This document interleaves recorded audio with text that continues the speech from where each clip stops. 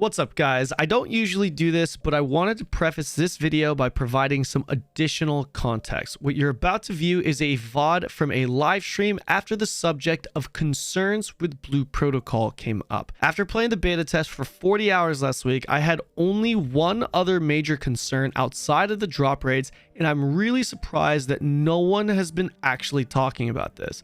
I'm posting this video to shed some awareness on this issue in hopes that we will have a better, more improved version of Blue Protocol. This is a game I'm super excited about and I'm super hopeful for. This is precisely the reason I feel it's even more important to be critical about this game, especially pre-release where changes can actually be made. Catch me on Twitch if you want to chat with me personally. I'm streaming Blue Protocol content regularly and will continue to do so until launch. One of the things that I don't think is being talked about enough, a lot of people are focusing on like the progression path right now with Blue Protocol, right? A lot of people are focusing on this adventure board, the drop rate, and I've already voiced my opinion on that. I was like one of the first people in the West, probably the first person in the West, live on stream that was talking about how this needs to be changed, right? That's been addressed. The thing that isn't getting talked about enough in the West, that is, in my opinion, a bigger concern than the leveling, is the itemization. It's honestly, I'm trying to think of other games right now, but it might be the most, I'm not going to say bad. The word I'm going to use is lackluster. I think it's honestly the most lackluster itemization in any MMORPG I've ever seen. So let's break this down. What is the itemization like? A lot of you know, a lot of you guys in chat that play the beta test, you know, a lot of you guys that saw my stream, you guys know because I've voiced this a number of times. Not only on stream, but I also voiced it in my YouTube video. So right now, the system, this is how it is. There's no armor in the game. You have a weapon and that's it. Outside of the weapon, you have imagines. Okay, you have 7 total imagines. I believe 7. 5 passives, 2 actives. Those imagines work like enchantments on gear. That's the best way that I could put it. They're enchantments. You have a weapon, you add an enchantment to that piece of gear, you get stats that are added to it, right? So one imagine they have just a bunch of stats that they add to your character's power. So think of it that way. You can think of them as accessories too, I guess. I guess you can think of them as accessories. Regardless, that is how your character gets stronger. That is how that is where your character draws its power from. Okay, so let's talk about the imagines. So these right here are your passive imagines. As you can see, they're levels, right? And then these 2 are your active imagines. The active imagines, they're the same thing as these passive ones. They're the only difference is that you could actually use these as active skills. So it's a little bit different. Okay, so if we look at these imagines, once again, all you do is craft them by unlocking the recipe, by farming, and then you upgrade them. That's it. Like it's that simple.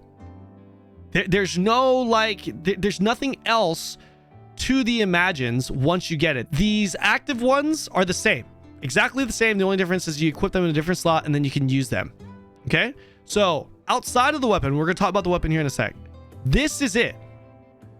This is the itemization and the gearing process for Blue Protocol. Okay, so now let's talk about the weapon.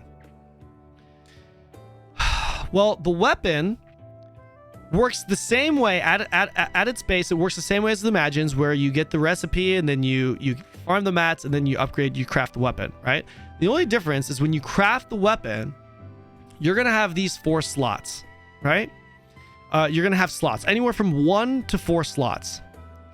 And if you get a great success, you can get anywhere from like 2 or 3 or 4 up to 4 slots that you can have, which, by the way, you can use a cash up item for. By the way, we're going to talk about the monetization here in a little bit at the end of the segment, because I want you guys to understand the itemization first. So I probably shouldn't have mentioned the cash up part yet. So you've got these sockets, okay, 4 sockets, and on top of this, you have these plugins, and you could think of these plugins like gems, and you can think of these sockets, right? Gems that go into sockets as they do in a lot of games, right? These gems, quote unquote gems, the plugins, they have a level from 1 to 5. And you like that's it. That's it. You get plugins anywhere from level 1 to 5, right? And you socket them into your gear depending on the amount of sockets that you have. If you're expecting more, I'm sorry to disappoint you, but that's it. That's why I'm saying the itemization to me is a bigger concern than the actual leveling. They've already addressed the leveling and the drop rates. I'm okay with the WoW pacing. I actually like the WoW pacing.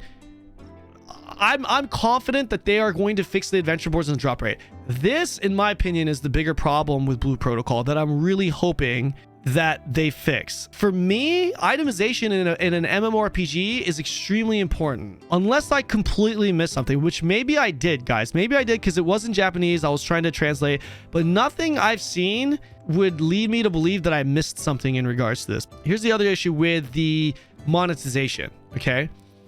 I have no idea what the heck they're gonna do right now. It's like I can't even call this game pay to win. I'm not sure what's happening here because when you look at what they're actually monetizing in some of these tickets that they have, now you're fighting, oh, well, is it going to be pay to win or is it going to be too boring for a free-to-play player?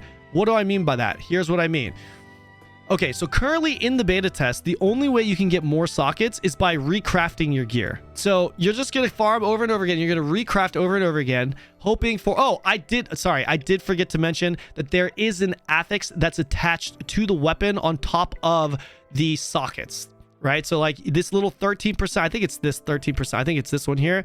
That's like extra damage to like whatever character, like let's just say spider mobs. You get extra damage to spider mobs on this weapon, and as you roll your sockets, that value goes up and down as well. So right now you have to recraft your gear over and over and over and over and over again in order to hopefully get a great success to have 4 sockets. Now there is an item in the cash shop that will allow you to enhance your great success rate, which would in turn give you a better chance of having 4 sockets on your weapon. That's been said. That's been already confirmed by the devs in the dev stream.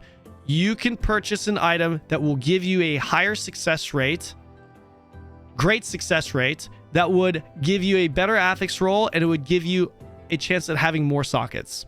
All right, call that as you will. That's in the game. There's also socket tickets in the game. There's an actual socket feature. I'm not gonna maybe I can pull it up right here. I think it's like this option right here. It's either this one or this one.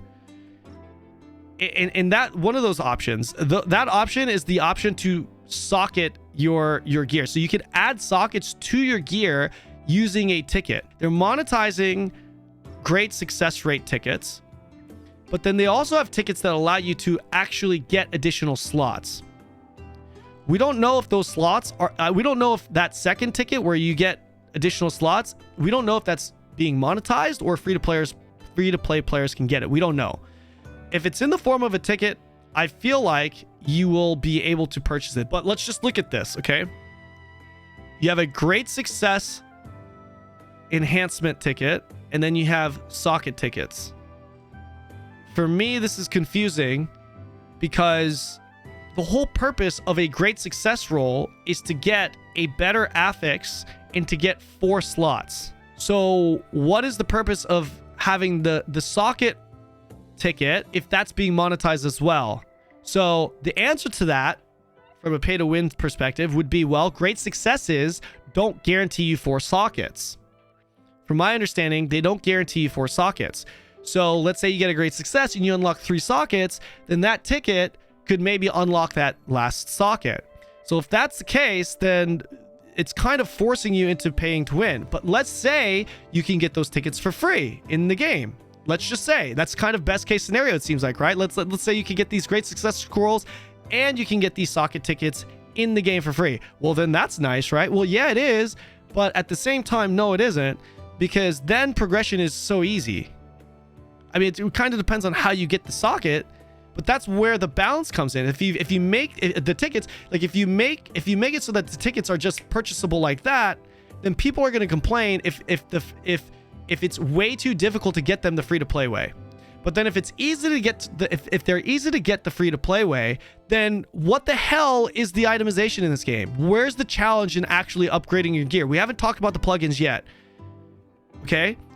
You see, does that make sense? So let's say you could get all these tickets for free. Reasonably easier. Then all of a sudden the value of having four sockets in your gear with a high affix, it's fucking easy. You're going to get it like that, right? It's going to be super easy. So now the itemization and progressing your character and getting geared becomes extremely boring. But then, you know, if you make it difficult to get, then, well, now it's pay to win because I could just buy it and get it like that. And then I'm running into the same problem again because I could buy it. Now I still have nothing to do. So that in itself, to me, is like, it's very concerning. So maybe you're thinking, well, yeah, that's just one part of it, Kenny. Well, it's 50% of it, actually. Well, it's 33% of it. We already talked about the imagines, how easy that shit is. There's literally nothing to the imagines other than just unlocking the recipe and crafting it. There's nothing there. Okay, that's it. You get it, and then you equip it. You're done.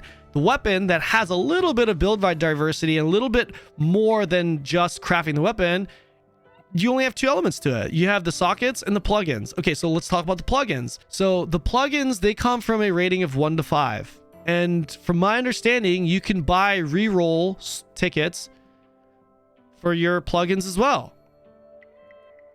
So the same issue is there. If I could buy it, then it better be easily obtainable for free to play. But then if it's easily obtainable for free to play, it's like, how boring is that? You see why I'm using the word lackluster for the itemization in this game?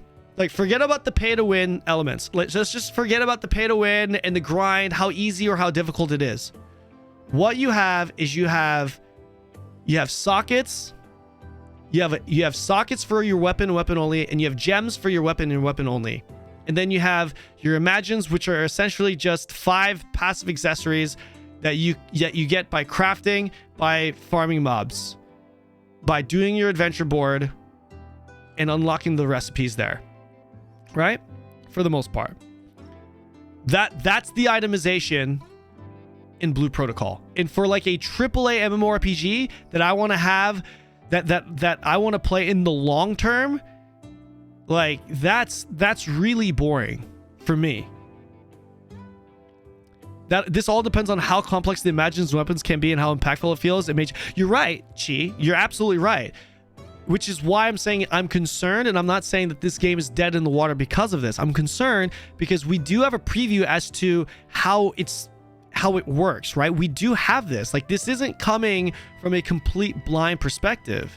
There's a little build varieties. Like, for example, let's say you're equipping like a level 15 imagine. There's like a level 15 imagine that gives you a little bit more build variety. Excuse me, that prioritizes a few more stats here versus this level 15 imagine. They give you a little bit of a different stat. So I feel like that's where the build diversity is going to be. So essentially it's going to be like, when this game launches, it's going to be like, you know, Aegis Fighter tank roll, you want to target these imagines for your build. But like that's the extent of it, right? That is what it is. And there's no indicator that there's going to be more to the itemization of this game than what we're already seeing. There could be. Maybe you can do things to the imagines in the late game. Maybe there's more to the weapons than just the plugs and the sockets. Maybe. And to be perfectly honest, I think there is a pretty decent chance that they will continue to add progression. Like Lost Ark, you have the elixirs now that affect, you know, your character's power. So I'm sure they'll add more things on top of this. For me personally, and I know for a fact for a lot of people that play MMORPGs for the purpose of progression, they're gonna find the itemization in this game extremely lackluster if the game were to release like this. Anyways, that's my take on this, guys. Maybe we cut that up, upload it to YouTube, get that word out a little bit.